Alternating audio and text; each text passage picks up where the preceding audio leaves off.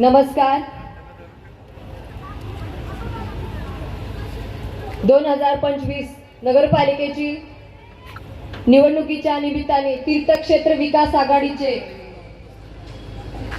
नगराध्यक्ष पदाचे उमेदवार आदरणीय सुनंदाताई आवताडे, आपल्या सर्वांच्या लाडक्या आभी, तसेच तीर्थक्षेत्र विकास आघाडीचे सर्वच्या सर्व उमेदवार यांच्या रिक्षा या चिन्हासमोरील बटन दाबून त्यांना तुमच्या सर्व मंगळवेढेकरांची सेवा करण्याची संधी मागण्यासाठी आज आम्ही इथं मंचावर उपस्थित आहोत.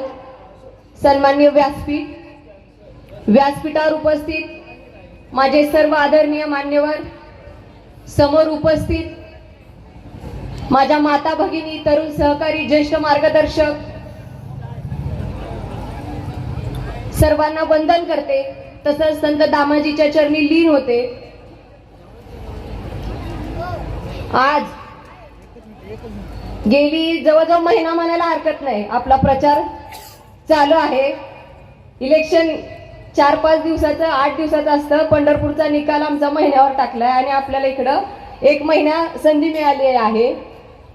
खरं तर पंढरपूरचा विजय झालेला आहे. आता फक्त मंगळवेढ्याच्या डबल गुलालाची ऑर्डर आपल्याला आज इथं द्यायची आहे. खरं तर या नगरपालिकेच्या निवडणुकीला सामोरं जात असताना विकासाचं विजन घेऊन हे सर्वच्या सर्व उमेदवार आपल्या समोर उतरलेले आहेत. मगाशी घुलेदादांनी सांगितलं की 50% महिला आरक्षण आहे आणि त्या दृष्टिकोनातून सक्षम महिला उमेदवार आज आपल्याला इथं दिलेले आहेत. पण खरं तर आज आपलं व्यासपीठ बघितलं तर 50 नाही तर 75% महिला वर्ग तुम्हाला दिसतोय.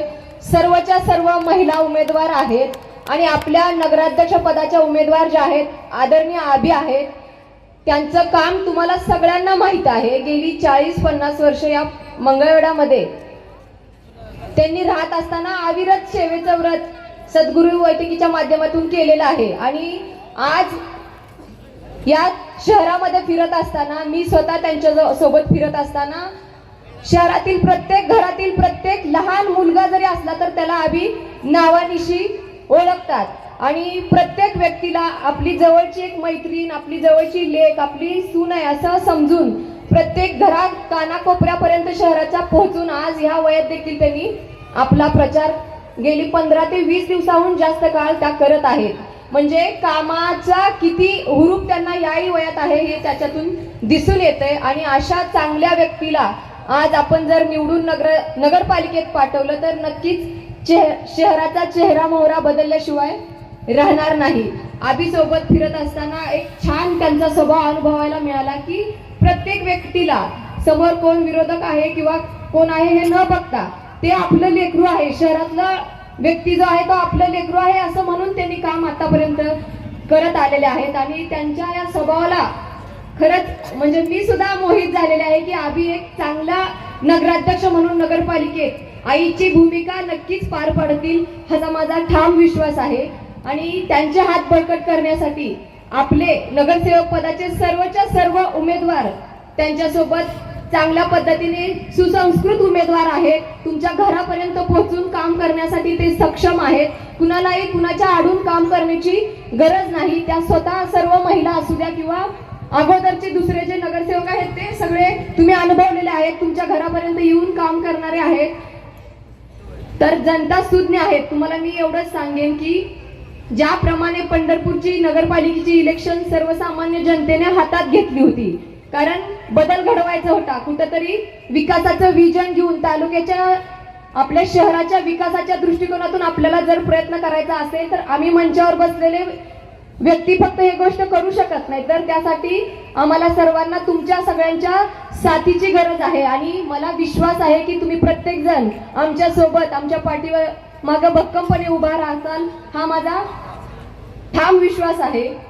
या मंगळवेढ्यामध्ये प्रचार प्रसार करत असताना, आमचं चिन्ह पोहोचवत असताना समोरच्या जे उमेदवार आहेत नगराध्यक्ष पदाचे त्यांनी नानांवर वक्तव्य केलं. मला माझ्या सर्व तरुण सहकारी, ज्येष्ठ मार्गदर्शक जे नानाप्रेमी आहेत त्यांना आव्हान करायचं आहे की येणाऱ्या 20 तारखेला नानांनी काय केलं म्हणून असं विचारलं असेल तर 20 तारखेला सगळ्यांनी नानांनी नानांनी काय केलं हे 20 तारखेला सगळ्यांनी दाखवून द्यायचं आहे. तुम्ही सगळ्यांनी 20 तारखेला असं मतदान करायचं आहे की त्या मतदानातून समोरच्या उमेदवाराला नानांनी काय केलं हे नक्की समजून जाईल. त्यांनी माझ्यावर बोलताना सांगितलं की अगोदर प्रशासनाचा काळ होता 4 वर्ष आणि म्हणून मी त्या दारातला त्यांच्या खड्डा बुजवला नाही. आम्ही इथं मंगळवाड्यात येऊन अगोदर काय केलं नाही, पण असं त्यांनी सांगितलंय. पण सर्वसामान्य जनतेला माहित आहे की आपण काय करू शकतो. त्यांनी 2 टप्पी भूमिका मांडली की खड्डा बुजवण्याचं काम हे 4 तिथल्या दुकानदारांनी वर्गणी काढून केलेलं आहे प्रशासनाचा काळ असल्यामुळं. मला त्यांना एवढंच विचारायचं आहे की एवढ्या दिवस प्रशासनाचा काळ होता तर मग तो खड्डा वर्गणीतून का तुम्ही स्वतः केला नाही किंवा ते पाणी तिथून का काढलं नाही तुम्ही. मी येऊन त्यांना त्यांची चूक दाखवून दिली, म्हणजे त्यांना कामाला लावलं. आपण तीर्थक्षेत्र विकास आघाडीच्या माध्यमातून त्यांना कामाला लावलं आणि आमच्या प्रकाश दादांना फोनवर सांगतात, ते रेकॉर्डिंग सुद्धा आहे की त्यांना फोनवर सांगतात की वर्क ऑर्डर आहे. म्हणजे याच्यातून लक्षात येतं की तुम्ही किती खरे आहात. त्याच्यामुळं मला एवढंच सांगायचं आहे की समोरचे जे उमेदवार आहेत ते कधीच कुणाचे होऊ शकत नाहीत. गेल्या 15 वर्षामध्ये काम करत असताना त्यांनी या तालुक्यातील सर्व नेत्यांना तर फसवलंच आहे, पण या मंगळवेढा शहरामधलं एकही घर असं नाही की त्या घरातल्या व्यक्तीला त्यांनी दुखवलं नाही. आपले राहुल शाह जे असतील, आदरणीय नाना असतील, ढोबळे सर असतील, आदरणीय दादा असतील, सगळ्यांना आणि आज ज्यांच्या सोबत फिरतायत त्यांच्यासोबत त्यांनी काय केलं हे सगळ्या तालुक्याला माहिती आहे. मुळात महत्वाचा मुद्दा आहे की त्यांना कुणीतरी विचारा नक्की उमेदवार कमळाचा आहे की घड्याळाचा आहे म्हणून. नक्की उमेदवार कमळाचा आहे की घड्याळाचा आहे म्हणून विचारण्याची गोष्ट आहे. कारण परवा दिवशी त्यांनी स्टेटस ठेवलं तर एका हातात घड्याळ धरलं होतं आणि एका हातात कमळ धरलं होतं. मी बघितलं तर डिलीट केला 2 मिनिटात. मला फक्त एवढंच विचारायचं आहे की तुम्ही उद्या कुणाचा म्हणजे प्रचार आणि प्रसार वाढवणार आहात. ज्या लोकांनी इथं पक्षासाठी पाय झिजवले, खांद्याला खांदा लावून काम केलं, त्या लोकांकडे म्हणजे तुमच्याकडे पक्षाचा एकही सक्षम उमेदवार नव्हता का? आणि जर हे कमळाचे असतील तर त्यांनी कुठेही जाहीर प्रवेश केलेला नाही. नक्की हा उमेदवार कुठला आहे हे विचारण्याची गरज आहे तुम्हाला सर्वांना. आणि सगळ्यात महत्वाचा जो मुद्दा आहे, समोरचा उमेदवार हा विषारी प्रवृत्तीचा आहे आणि लोकप्रतिनिधींनी भाकरीत साप बांधलेला आहे आणि त्यांनी आपल्याला एक संकेत देऊन टाकलेला आहे की 20 तारखेला हा सोडणार आहे. तुम्ही मतदान रूपी काट्या हातात घेऊन बसा, पुढे काय करायचंय ते आपल्याला चांगलं माहित आहे. मी जास्त काही बोलणार नाही.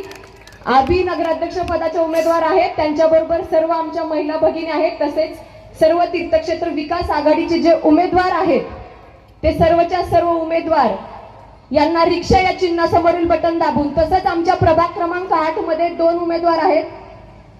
एका दादांचं चिन्ह आहे शिट्टी आणि दुसरं चिन्ह आहे कपबशी. तर 8 प्रभागामध्ये शिट्टी आणि कपबशी, तसंच तीर्थक्षेत्र विकास आघाडीच्या सर्वच्या सर्व उमेदवारांना रिक्षा या चिन्हासमोरील बटन दाबून आपल्या सर्व शहराची, आपल्या तालुक्यातील प्रत्येक व्यक्तीची सेवा करण्याची संधी द्यावी हे आव्हान मी तुम्हाला करते. येणाऱ्या काळामध्ये आभी असू द्या, त्यांच्याबरोबर मी त्यांची लेक म्हणून या प्रत्येक गोष्टी तुमच्या घरापर्यंत पोहोचून काम करण्याची जबाबदारी ही आमची आहे अशी ग्वाही देते आणि थांबते. धन्यवाद. जय हिंद, जय महाराष्ट्र.